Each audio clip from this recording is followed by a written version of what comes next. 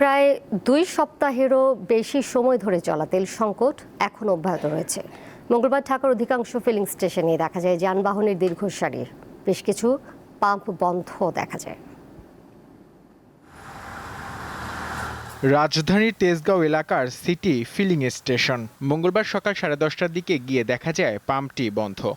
অজুহাত দিচ্ছে যে তেল নাই, তেল পাওয়া যাচ্ছে না, তেল নাই।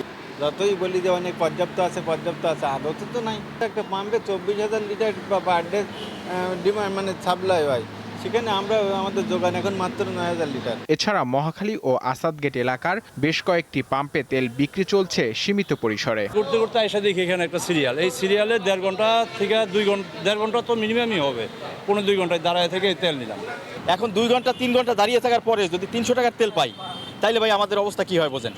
2 লিটার তেল নিতে গিয়ে যদি আমার দিনের অর্ধেকটা যায়, আমি রাইড শেয়ারিংটা করবো কোন? এটা তো আমার মনে করেন রিজেকের বাহন। এটা কালকে পাইছি 4,500 অক্টেন দিতেছি, এখন শেষ হইলেই বন্ধ করে দিই। এখন পিরিয়ড হোক রেগুলার বা হেভি, প্রয়োজন মতো কনফিডেন্স আছে রেডি। Play with confidence.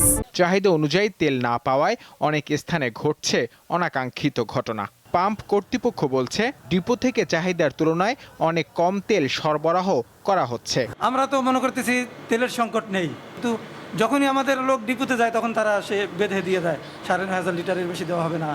অনেক সময় বেশি দাবি করলেও তারা সেটা দিতেছে না। এখন সমস্যাটা কোথায় সেটা তো আমরা বলতে পারতেছি। খাবারিং বেশি, আমরা মধ্যবিত্ত যারা 200-300 টাকা তেল নিই, এরাই বেশি হচ্ছে।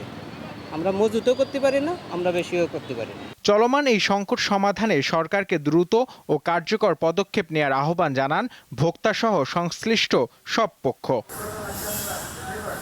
নূর আলম, দীপ্ত সংবাদ, ঢাকা।